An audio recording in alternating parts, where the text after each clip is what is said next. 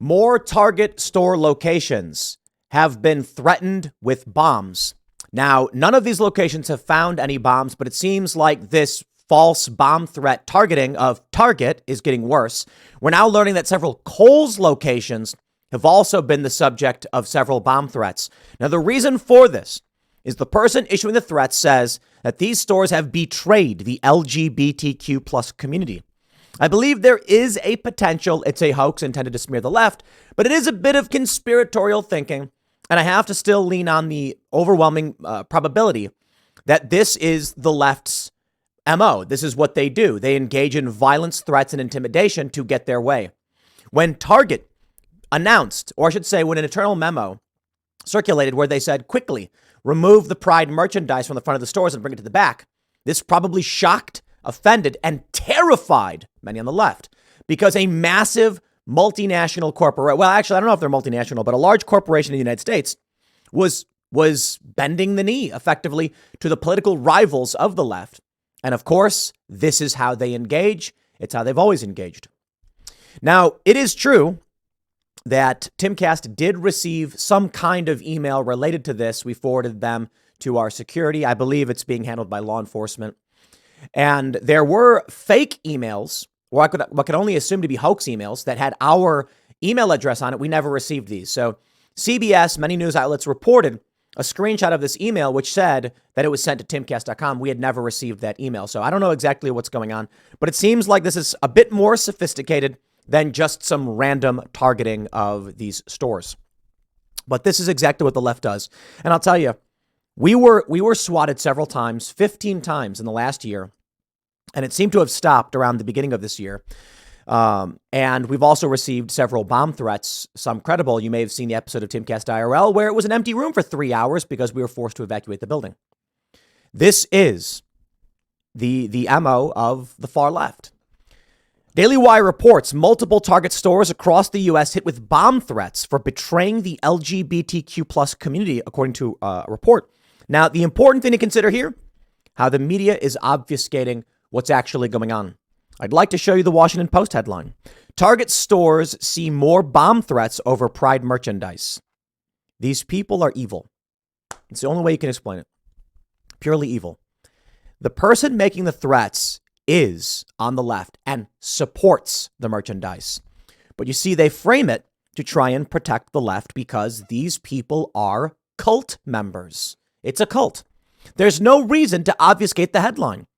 I can present to you the news and say there is a possibility it is not the left and someone is trying to false flag and engage in this hoax so that it smears the left.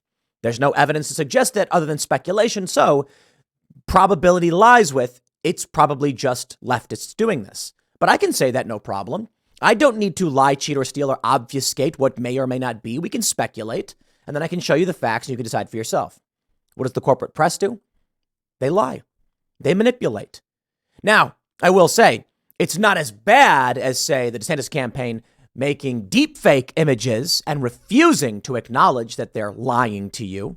This is them manipulating context. Still very, very bad, though. The Daily Wire reports multiple Target stores across the U.S. received bomb threats over the weekend for allegedly betraying the LGBTQ plus community by tamping down on some of the Pride Month products sold in the stores. The FBI is now investigating the bomb threats that have been made in stores in Oklahoma, New York, New Hampshire, Vermont, Louisiana, Ohio, Utah, and Pennsylvania. The threats first started a few weeks ago when Target made emergency calls to managers and senior directors after the company faced backlash for its Pride collection, which included tuck-friendly female swimwear. JP Morgan said it was downgrading Target's stock because of the recent company controversies, and the company has since lost more than $15 billion in market cap. USA Today reported that stores in Ohio, Utah, and Pennsylvania received a threat that stated, Target is full of cowards who turned their back on the LGBT community and decided to cater to the homophobic right-wing redneck bigots who protested and vandalized their store. The threats continued over the weekend when 7 stores in Oklahoma received a threat that began, "We are going to play a game," and included the date of the Oklahoma City bombing, which killed 168 people. 2 of these Target locations have bombs in them, the email continued.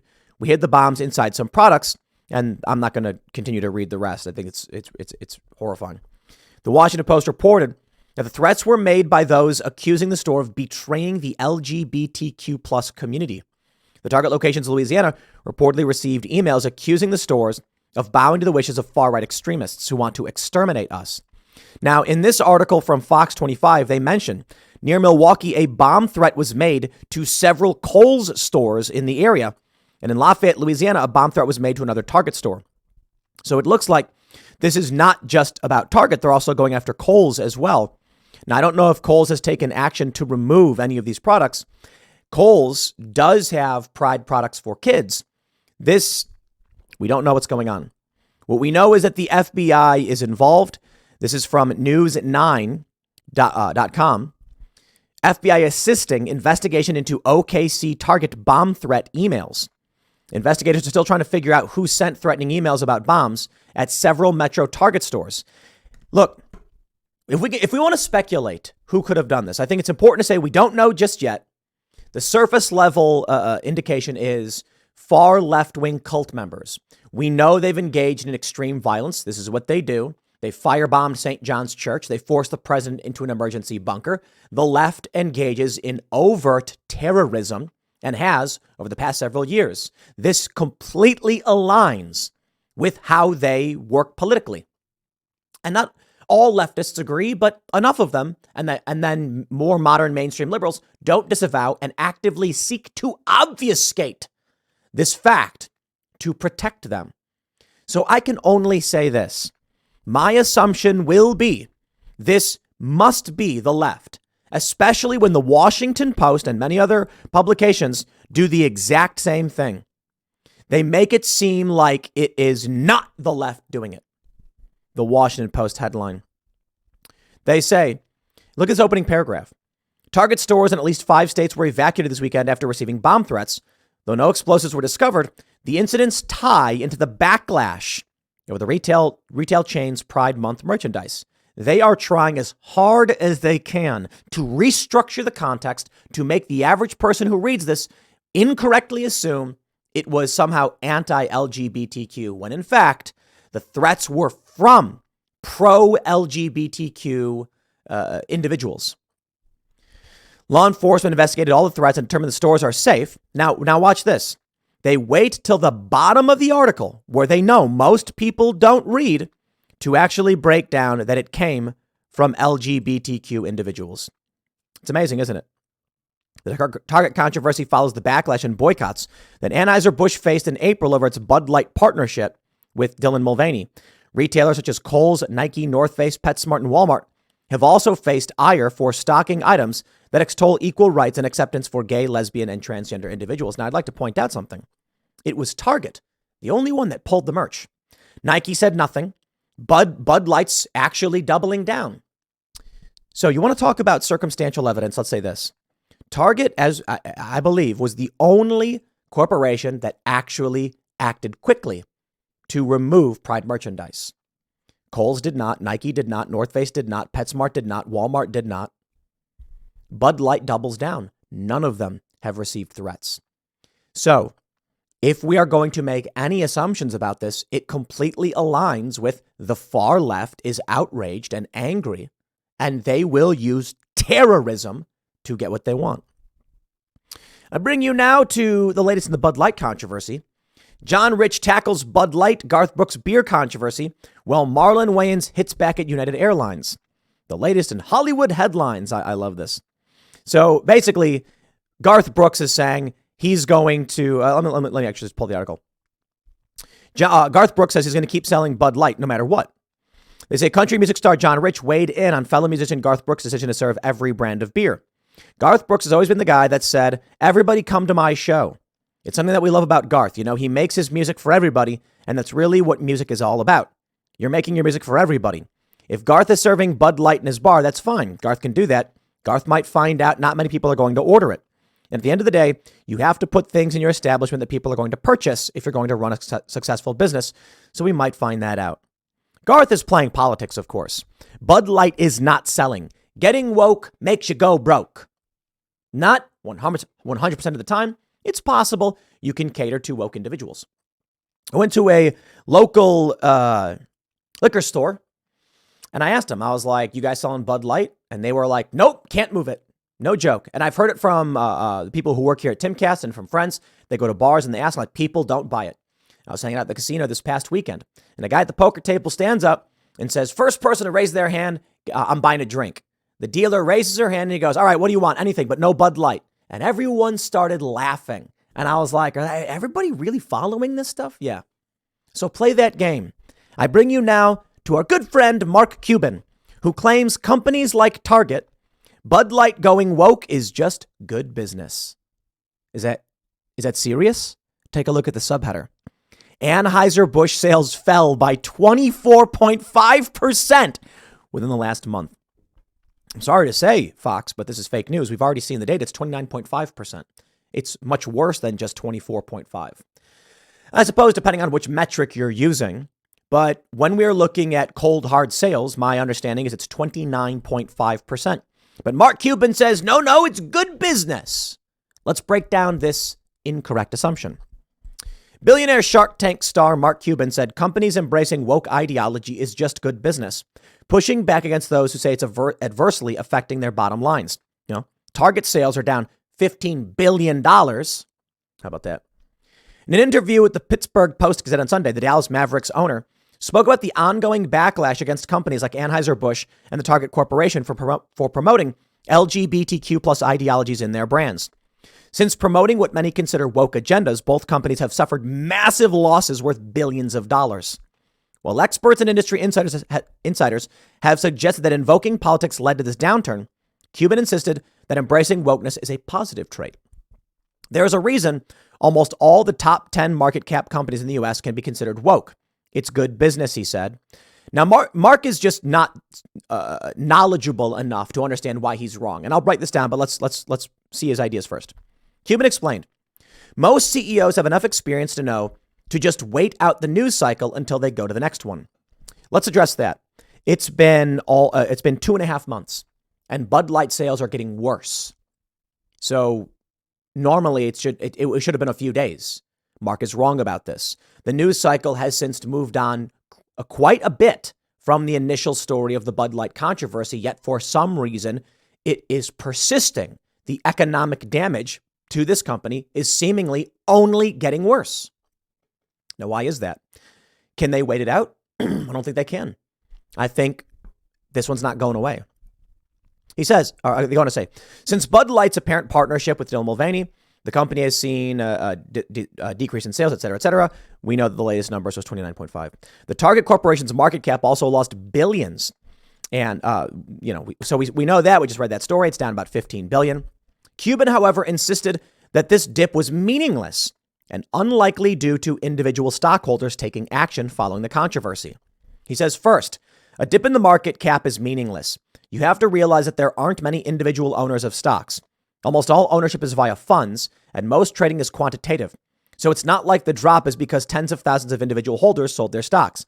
This is remarkable that I have to imagine Mark's a smart guy. He's an expert on this stuff. He has to know that what he's saying is duplicitous, that you know what I think this may be? Maybe he's got investment in these companies and he's lost a lot of money. Let me break it down for you. Make it simple. He is correct when he says that a dip in the market cap, when he says that they're not individual owners of stocks, it's funds, trading is not quantitative. It's not like the drop is because individuals, that has nothing to do with anything. If you have a wealth manager and you have a portfolio and you are seeing it go down, you will ask your wealth manager, what's happening to my portfolio? And they say, well, we hold a lot of Target and Anheuser-Busch. And you will then be like, why? I don't want to lose money. Not only that, many fund managers might say they're downgrading Target stock and Anheuser-Busch stock. So let's stop holding it and let's move somewhere safer for the time being. Mark Cuban knows this. You think that there are big funds that are like, we recognize as a major controversy, it's been going on for 2.5 months. There are now bomb threats at these stores, but we're going to hold these stocks anyway. Listen, when it comes to Target, you are dealing with people who don't want to shop there because of the Pride merchandise. And now you may be dealing with people who don't want to shop there because they keep getting evacuated due to the bomb threats. The culture war is a problem for these companies. And you think that someone who's managing a big fund is going to be happy to continue holding this 2.5 months on? Listen, whether it's at large scale or not, there is one small fact that remains. A substantial amount of managers will say, look, Miller Coors is going up. Molson Coors, sorry, is going up. So why hold Anheuser-Busch InBev? All you got to do is click a button and you can transfer all your stocks. You can go into your app and say, we're going to move X amount of stocks. Now, granted, at larger numbers, there's bigger market consequences. But for some of these funds that are holding millions or tens of millions, they may say, let's drop about half of our holding. Let's do a big sell-off and then buy in for the companies that are going up. If we get out of the controversy and buy into Molson Coors, the purchase is going to drive the stock up anyway. It just makes more sense. You can't tell me that after everything we've seen, getting woke makes sense. He goes on to say, according to the Post-Gazette, Cuban suggested the new focus on woke politics could be because companies know, quote, people want to do business with companies that care about their customers. A quality that is an American trait that says reflects who we are as a country. Yes. He's correct. He's correct in that good business is siding with your customers. Bud Light is not doing that. So when Mark Cuban is like, everyone's woke, so you should go woke and sell to woke people, you're like, yeah, you realize it's like 8% of the population.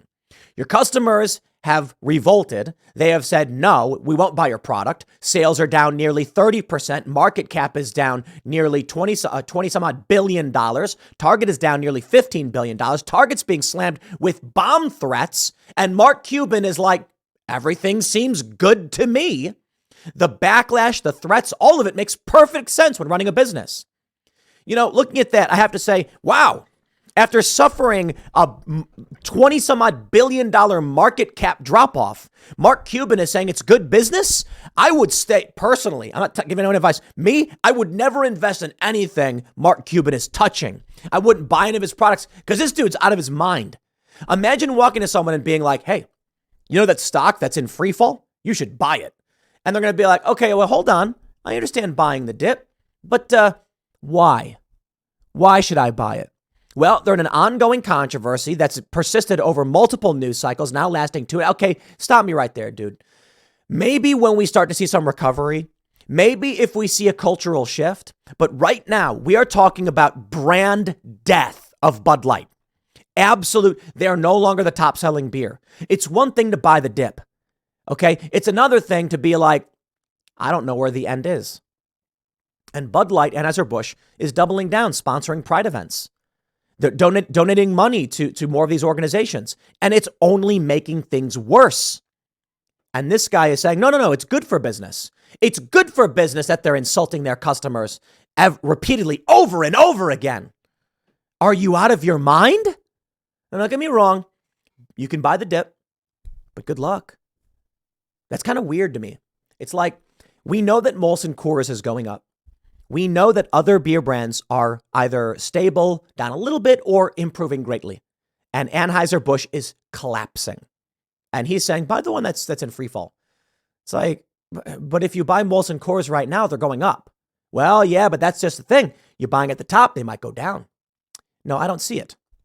I don't know where the top is. I don't know where the bottom is. And you should not be taking any of this advice as advice because I don't know. I'm saying personally, yeah, maybe there's a point where it's like Molson Coors has gone as high as it can in this controversy. Maybe there's a point where Bud Light's gone as far down as possible and it can only go up after that. I'm not going to be the guinea pig to try and figure out which it is. You know what I mean? I think the best bets you can make are the safe ones. And it's that way in everything. There are a lot of people who want to play the risky game. They say, ooh, if you buy that dollar stock, it's going to be big, and then maybe you become a billionaire. For every story you've heard about some ridiculous move, like there was the guy who painted the Facebook office. He said, I'll paint it in exchange for stock. They gave him stock. Boom, he's worth like hundreds of millions of dollars within 5 or 10 years. Good deal. How many stories have you heard where the guy does work for stock and then makes nothing from it? Probably none, because no one cares when someone fails. No one's going to make a story about dude painted a building one time and didn't get paid for it. That happens every day. Some painting company will send an invoice and they'll be like, I ain't paying that. And then they'll be like, we didn't get paid. Is that news? No. What about a guy who paints a building and then 5 years later, like, here's $500 million? That's big news. You want to play that game, by all means, play that game. But the safer bets tend to be the guarantees. We know that this company is rolling out a new product that's been approved and is going to be successful, and we'll probably see like a 5% bump this year. And you're like, makes sense to me. Safe bet. There are people who hope that they can invest in a stock and then see within 1 year a 5,000% gain because they just want to get rich. Go gamble is the message being sent. Don't literally go gamble. It's not good. That's the message being sent, that you buy a ridiculous stock, cross your fingers. In reality, investing is like you diversify a portfolio, you put your money in, and you see around 7% returned every year. Why would I choose to invest in the riskiest stocks right now? Mark Cuban, good luck with that. I'll leave it there. Next segment's coming up at 4 p.m. on this channel. Thanks for hanging out, and I'll see you all then.